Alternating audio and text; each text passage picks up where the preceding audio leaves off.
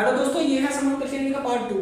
पहले पार्ट में हम सीख चुके हैं समांतर श्रेणी को कैसे बनाया जाता है, अगर हमें दो श्रेणी दी हुई है तो वो समांतर है या नहीं है, ए और डी को कैसे फाइंड किया जाता है। ठीक है, अब हमारा नेक्स्ट कंसेप्ट ये है समांतर श्रेणी में, यानी कि अगर अगला क्वेश्चन बना तो इस तरीके का बनेगा कि हमें एक अनुक्रमक दिया होगा। क्या अनुक्रम दिया होगा? जैसे एक अनुक्रम ये है, एक अनुक्रम ये है। इसमें हमें पूछा जाएगा कि इनसे समांतर श्रेणी ज्ञात कीजिए, इनसे समांतर श्रेणी निकालिए। तो समांतर श्रेणी कैसे निकालेंगे? ठीक है, सबसे पहले एक क्वेश्चन देखो, ये कितना है, ये पहली है तो इसको हम ए से दर्शाते हैं। ठीक है, अच्छा डी से किसको दर्शाते हैं? इनके अंतर को। देखो 4 में से दोगे तो कितने बचे? 2। 6 में से दोगे सब में अंतर समान है। देखो 8 में से तो कितने बचेंगे? 2। इसमें से तो कितने बचेंगे? 2। सब में अंतर समान है ना, तो इनके बीच में अंतर समान है, तो डी बराबर कितना है अपना? 2। ठीक है, अब हमारा एक रहता है एन, कि ये बताओ इसमें एन कितने हैं। को इसी पार्ट में एन और ए निकालना भी सीखना है। तो देखो 1 2 3 4 5 6, इसमें टोटल कितने पद हैं, यानी कितने लाइन, कितनी संख्या लाइन में लगी होंगे? 6। तो यहाँ पे एन बराबर कितना दे रखा है? 6। एक हमारा रहता है ए एन।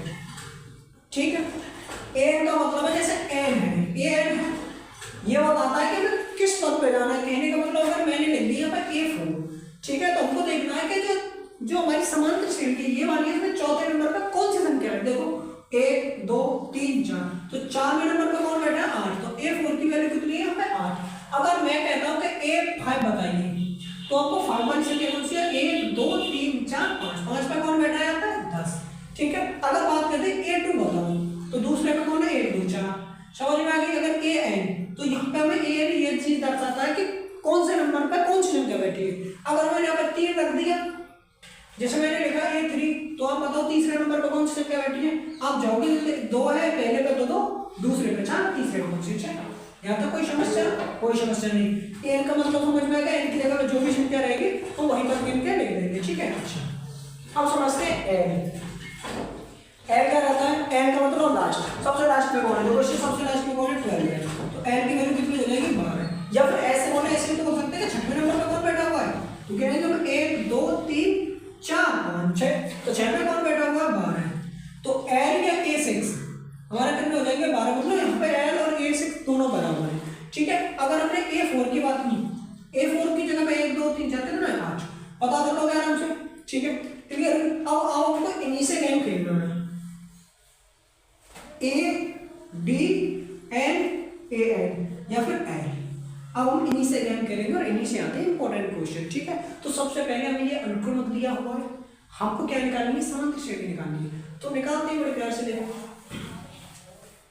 देखो ये है, कहने का मतलब है अगर हमें पहला पद निकालना है, मतलब पहली जगह पे कौन है तो 1 रखेंगे, दूसरा पद निकालना है दूसरी जगह पे कौन है तो 2 रखेंगे, और तीसरा पद निकालना है तीसरी जगह कौन है तो 3 रखेंगे। जैसे A2, दूसरा पद निकालना देखना दूसरी जगह पे कौन है तो 2 रखेंगे।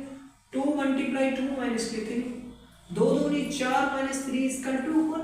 तो मतलब दूसरे नंबर पे कौन बैठा हुआ? 1 बैठा हुआ है। इन्होंने मेंशन किया है 10वीं और 12वीं जगह बताओ 10वीं पे कौन सी संख्या है और 12वीं पे कौन सी संख्या है। बड़ा प्यार से निकालेंगे। यहाँ इसको ले लेते हैं, AN = 2n - 3।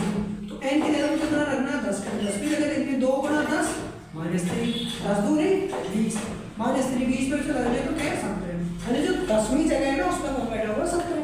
जैसे 4वीं में 8 बैठा हुआ था। अच्छा आ जाओ, अगर आपने करना 12वें पे कौन बैठा हुआ है तो 12वें पे बैठा हुआ 2 × 12 - 3, 12 दूनी 24 - 3 = 21। तो हमारी जो 12वीं जगह है ना उस पर बैठा हुआ है 21, 21। कोई समस्या? कोई दिक्कत नहीं है, समझ में आएगा।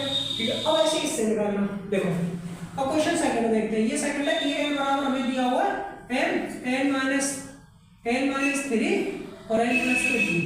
अब बताइए इसमें बोला है A10, मतलब 10वीं जगह बताओ कौन बैठा है। ठीक, पहले तो 10वीं जगह पे बैठेंगे तो n जहाँ n है वो 10 रखना है। 10 10 - 3 और 10 + 2, तो 10 10 में से 3 गए तो कितने बचेंगे? 7। जहाँ कोई चिन्ह है मल्टीप्लाई लगा दिया, और 10 दूनी 10 और 12, तो 10 × 70 बटे कितना देंगे? 12। तो ये 10 पे कौन है? 70 बटे 12। अब हमें इनसे श्रेणी ज्ञात करनी है, तो पहला पद निकालेंगे, दूसरा निकालेंगे, तीसरा निकालेंगे, लिखते चले जाएंगे। जैसे अब इससे मान लो श्रेणी ज्ञात करनी है कि बताओ समांतर श्रेणी कौन सी है, तो श्रेणी कैसे ज्ञात करेंगे? तो बताते हैं AN = 2n - 3। तो पहला पद निकालेंगे, दूसरा निकालेंगे, तीसरा निकालेंगे। मतलब पहली जगह पे कौन है, दूसरी पे कौन है, तीसरी पे कौन है। तो A1 2 × n - 3, 2 - 3 = -1, पहली जगह पे तो -1 है, अब दूसरी पे निकालेंगे, 2 गुणा 2 -3, 4 -3 बराबर 1, तो कौन बेटा 1 बेटा।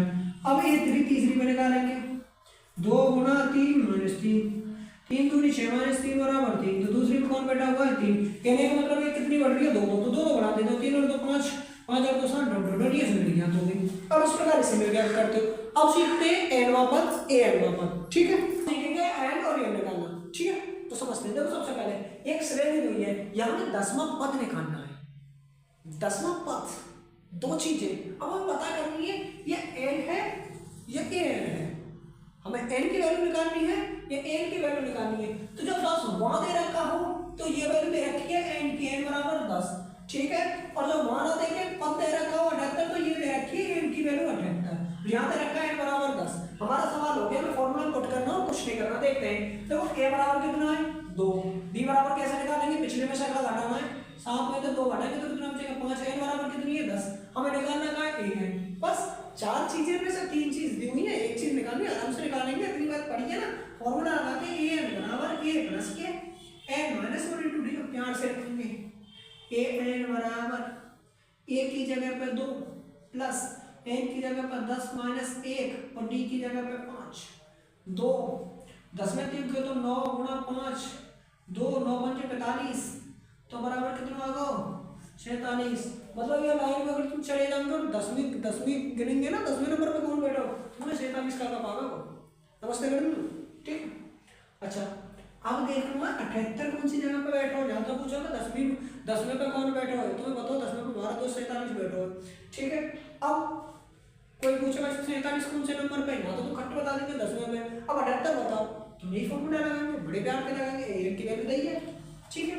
यहाँ पे ए की वैल्यू निकालेंगे 3, डी की हम स्मार्ट है ना, बहुत सी ये सवाल, डी की वैल्यू पीछे वाले में आगे वाला घटा दो, पीछे वाले में आगे वाला, 8 में से 3 घटाओ कितने बचेंगे 5।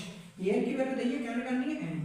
ध्यान रखना बच्चा, ए एन और डी ये 4 फंक्शन है यहाँ पे, ए डी और एन और ए एन, ठीक है। इसको एन भी मान सकते हो आप।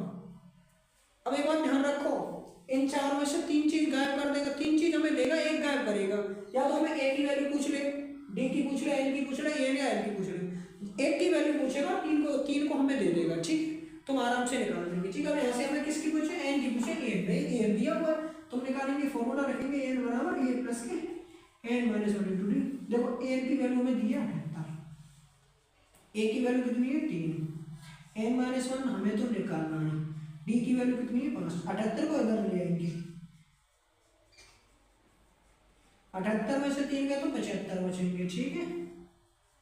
5 से 75 कितना मान बनेगा, 15 बने 75, 15 मान एन माइनस 1, तो एन बराबर हो जाएगा 15 प्लस के 1 बराबर 16। जो 78 है ना, इस वाले लाइन में 3 8 13 18 वाली में 78वें नंबर पर बैठा है, ठीक है। आपको इसी तरह डी की वैल्यू भी पूछ सकता है। जैसे मैं एक अपने मन से एक सवाल क्रिएट करके लिखता हूँ, जैसे मान लो ए बराबर दिए हुआ 6, डी बराबर पूछा कि बताओ डी की जगह पे कितना है, सर्वांतर कितना है, एन की जगह पे तुम्हें 5 दिया हुआ है और एन बराबर दिया हुआ है 300, बताओ डी की वैल्यू कितनी है।